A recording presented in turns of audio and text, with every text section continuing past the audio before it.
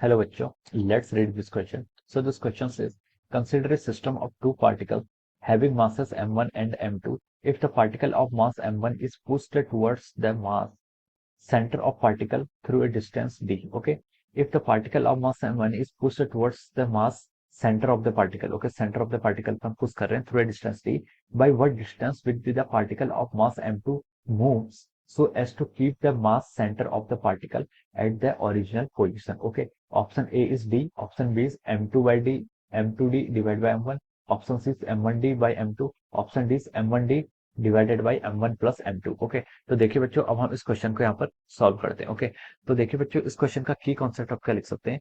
The key concept of this question is our centre of mass. Okay, की concept इस question का क्या लिख सकते हैं आपका centre of mass is the key concept of this question. Okay, centre of मास क्या हो जाएगा इस क्वेश्चन का आपका की कॉन्सेप्ट हो जाएगा. ओके, चलिए अब सॉल्व करते हैं. देखिए सेंटर ऑफ मास क्या होता है.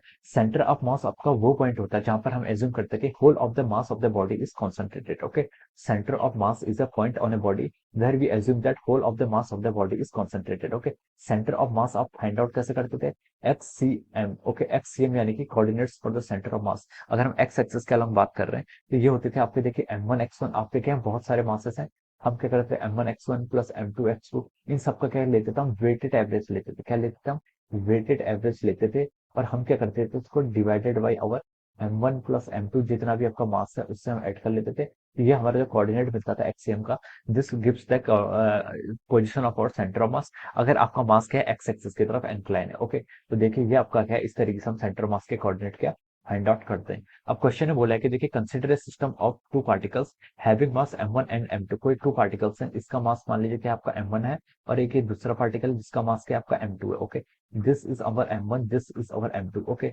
अब उसने बोला कि if the particle m1 is pushed towards the mass centre of particle through a distance D. Okay, मान लीजिए यहाँ पर आपका ओरिजिन है. ओरिजिन देखिए आप सेंटर ऑफ मास किसी भी पॉइंट के अबाउट क्या कर सकते हैं फाइंड आउट कर सकते हैं. Okay, this is the centre of मास का हमने यहाँ पर ओरिजिन है. ओके, मान लीजिए इनकी इनिशियल डिस्टेंस इसकी x1 थी यहाँ से यहाँ तक की और इसकी इनिशियल डिस्टेंस यहाँ से यहाँ तक की x2 थी. ठीक है, x1 क्या होगा आपका नेगेटिव होगा, x2 क्या होगा आपकी पॉजिटिव होगा. ओके, क्योंकि आप जीरो के रिस्पेक्ट में यहाँ पर सेंटर ऑफ मास जीरो है, जीरो से आपका कोऑर्डिनेट क्या कर रहे हैं मेजर कर रहे हैं. ओके, अब क्वेश्चन ने बोला है कि इसने if the particle of mass m1 is pushed towards the mass centre of the particle through distance. अगर इस m1 को हमने देखो m1 को यहाँ से शिफ्ट कर लिया हमने, दिस डिस्टेंस हम इधर शिफ्ट कर लेते हैं, तो बोल रहा है कि by what distance would the particle of mass m2 move. m2 आपका किस डिस्टेंस से मूव करेगा. ओके, देखिए अगर आपका सेंटर ऑफ मास पहले यहाँ लाई कर रहा था, अगर आप मास को इस साइड लेके आएंगे तो सेंटर ऑफ मास क्या करेगा, सेंटर ऑफ मास चाहेगा कि सेंटर ऑफ मास भी आपका शिफ्ट करना चाहेगा. ओके, सेंटर ऑफ मास देखिए इसने लिखा है by what distance would the particle of mass m2 move so that the mass center of the particle at the original position. Okay, center of mass आपका original position पे रहे, तो इसके लिए क्या करना पड़ेगा m2 मास भी क्या करना चाहेगा इस साइड को शिफ्ट होगा. m2 मास भी क्या होगा आपको इस साइड को शिफ्ट होगा और ये डिस्प्लेसमेंट अब कितना होगा डेल एक्स डिस्प्लेसमेंट हम यहाँ से लिख लेते हैं. ओके, तो देखिए यहाँ पर हम सेंटर ऑफ मास हम इनिशियल पहले हम सेंटर ऑफ मास के कोऑर्डिनेट फाइंड आउट करते हैं. क्या होगा देखिए पहले क्या थे आपके m1 x1 थे, m1 x1 देखिए x1 क्या नेगेटिव में तो minus m1 x1 plus of over m2 x2 लिख लिया डिवाइडेड बाय कितना मास हो जाएगा आपका m1 प्लस m2. ओके, ये क्या गया आपका this is the coordinate of our centre of मास.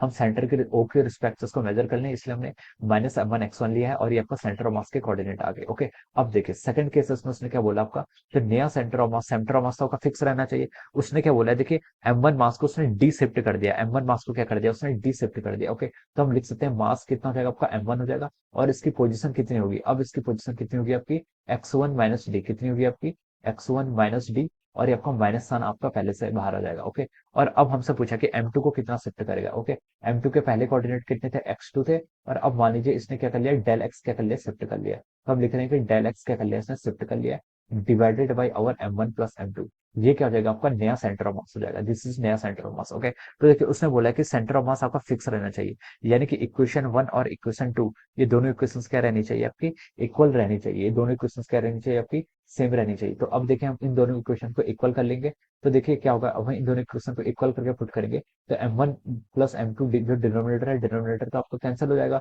और इससे न्यूमरेटर वाला पार्ट क्या बनेगा देखिए फर्स्ट इक्वेशन से आपका आएगा minus m1 x1 plus m2 x2 is equal to हम कितना लिख सकते हैं minus of our m1 x1 plus of our m1 times d और नीचे से आ जाएगा आपका m2 x2 plus of power m2 into del x. Del x क्या आपको डिस्प्लेसमेंट देगा, डेल एक्स क्या देगा आपको डिस्प्लेसमेंट देगा। अब देखिए minus M one X one से आपने यहाँ minus M one X one cancel कर दिया, m2 x2 से आपने यहाँ पर m2 x2 यहाँ पर कैंसिल कर दिया। ओके, तो देखिए ये आपका क्या आ गया, m1d is equal to our minus of our m2 del of x। Okay, और यहाँ से जो आपका डेल x आ गया, डेल x की वैल्यू कितनी आ गई यहाँ से आपकी, डेल x की वैल्यू होगी m1d डिवाइडेड बाई m2, और ये माइनस साइन हुआ है। माइनस साइन आपको ये डिनोट कर रहा है कि जो आपने सेंटर ऑफ मास देखिए यहाँ पर प्लस एक्स लिया था, प्लस एक्स मतलब हम एज्यूम कर रहे थे कि आपका सेंटर ऑफ मास इस साइड को शिफ्ट करेगा, माइनस आया मतलब सेंटर ऑफ मास आपका इस डायरेक्शन पे यानी कि लेफ्ट डायरेक्शन में शिफ्ट करेगा। ओके, तो माइनस साइन सिर्फ आपको ये बता रहा है, और डेल एक्स कितना है आपका m1d डिवाइडेड बाई m2 है। ओके, ये आपका देखिए इतना आपका क्या करेगा,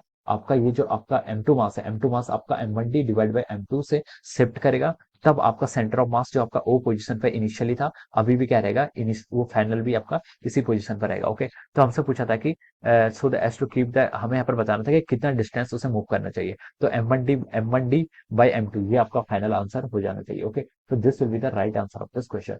तो देखिए ये आपका देखिए ऑप्शन सी से मैच कर रहा है। Okay, it is matching with the option C, तो हम लिख सकते हैं कि इस क्वेश्चन के corresponding option C is the correct answer of this question. क्या हो जाएगा आपका, ऑप्शन सी क्या हो जाएगा इस क्वेश्चन का आपका करेक्ट आंसर हो जाएगा। Okay, so this will be the right answer. Okay, so I hope you all understood this concept. All the best and thank you so much.